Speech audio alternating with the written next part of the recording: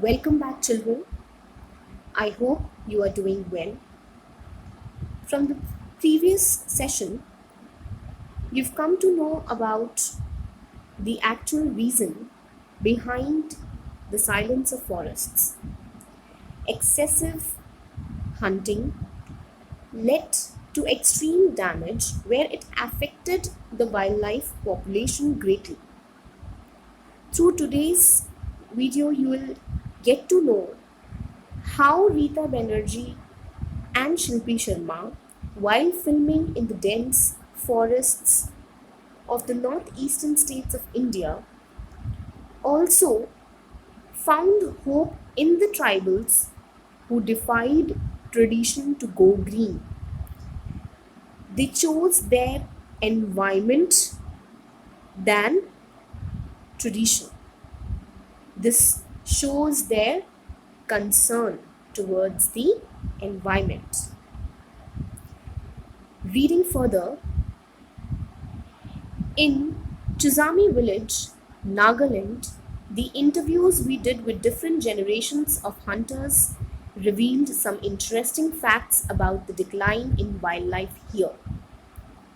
The older hunters had intimate knowledge of the animals, their habitat, their food, even their smell. They could identify the animals from the photographs very easily.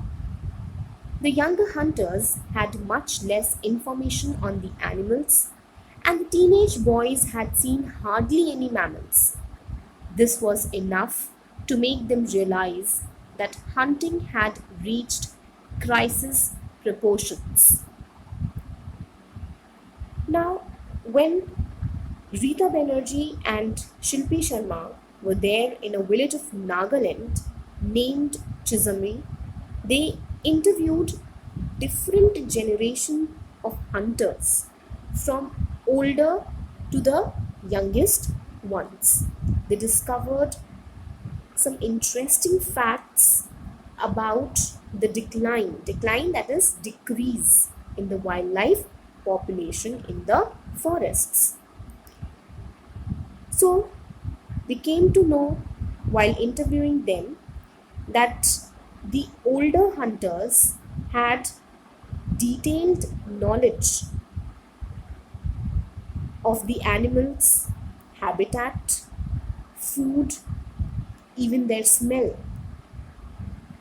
They had so closely observed these animals and procured a deep knowledge about them that it was easy for them to identify the very animal from the photograph. It was a very easy task for them. But the younger generations had less information on the animals. Why? Due to the decline in wildlife population caused by excessive hunting.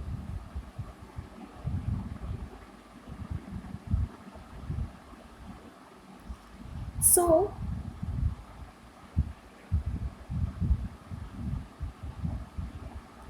this means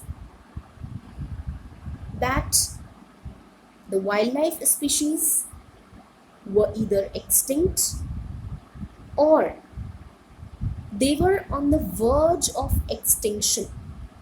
That is, they had reached on the point where they would be disappearing completely. Their existence would disappear completely from the earth. Whereas the teenage boys had seen hardly any animals. This made them realize that hunting has reached to a stage of extreme damage. It has damaged the wildlife extremely.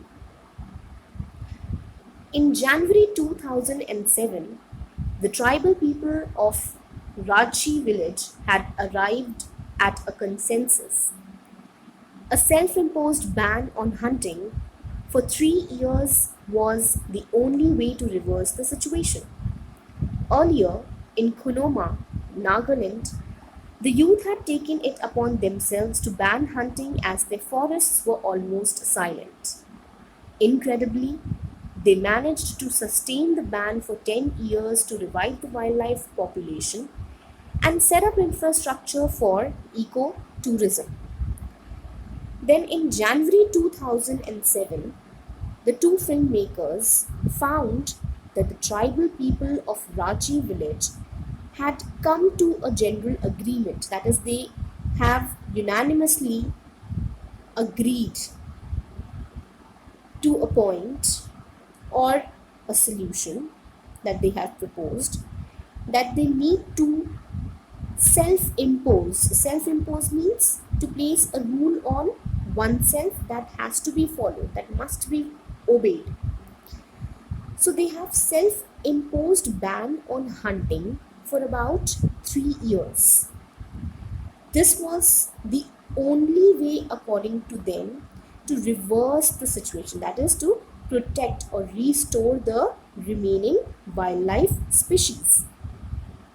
Even the youth in Kunoma, Nagaland, had self-imposed ban on hunting for the same reason. Incredibly meaning that it is not easy to believe this fact, but because of this measure or this step that was taken by them of self-imposing ban on hunting, they were able to continue the ban on hunting for about 10 years to restore the wildlife. And they were also able to set up infrastructure for ecotourism. Infrastructure means the basic structure that is required for operating the ecotourism. And what is ecotourism? That is responsible travel to natural areas that conserve the environment and improves the well-being of local people. So, reading further, many of the hunters we spoke to were willing to be wildlife guides if they were given a chance to make a livelihood. In Manas, Assam, there is already a successful example where ex-poachers have turned into forest guides, putting their intimate knowledge of the forest and its denizens to far better use. A powerful example of change. These are first steps, but positive ones towards a more sustainable future. Now, some ex-poachers of Manas. Ex-poachers over here means hunters, alright, who used to kill animals or hunt down animals illegally. So some ex-poachers of Manas, Assam, have set a powerful example of change. They have willingly become forest guides to earn their daily living. They have put their deep knowledge of the forest and its creatures. Denizens over here means creatures of the forest, that is the animals and plants that are found in the forest. So they have put their knowledge of the forest and its creatures to far better use than to utilize that knowledge for killing the animals. So of course, this would ensure a sustainable future. sustainable future, a future where people would continue to have access to natural resources for a long time. Because, of course, it will restore the wildlife population and set up infrastructure for eco-tourism. These are first steps, but positive ones, towards a more sustainable future. So, as Rita Banerjee again says, that these are first steps. These over here referring to the self-imposed ban on hunting by the tribal people and the ex-poachers turning into forest guides. So these were the first steps that were taken by the tribal men. But of course, they were positive ones towards a more sustainable future. The consequences of the steps taken by them were positive, as it revived, it restored the wildlife population and provided with ample time to set up infrastructure for eco-tourism. They have proved that protecting and preserving our forests and all creatures great and small is not a spectator sport. Again, she further says that these tribal men or the tribal people who have taken steps to conserve the forest life or to preserve the wildlife, they have actually proved it to the others. They have set an example in front of the others that merely saying that we need to do something is not the only solution. Rather, actions would work better to solve the problem. All right. Of course, it might have not been, easy for these tribal people to decide on the ban, because hunting was part of their tradition and culture.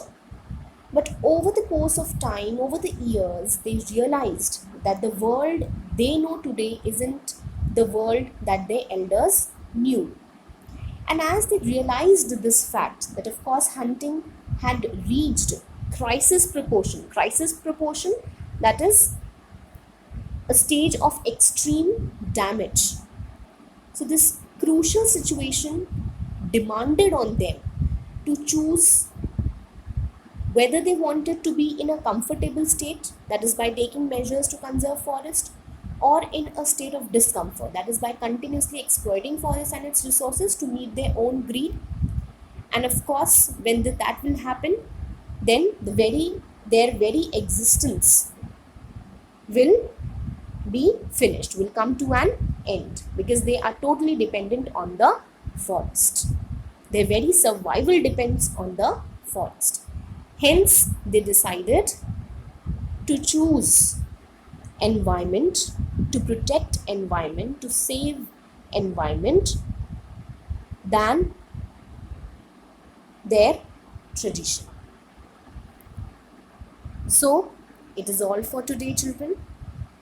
Go through the explanation again. Learn and write the difficult words that are underlined. Also learn and write the meanings of these difficult words in your notebook. Thank you, children. Take care. Bye-bye.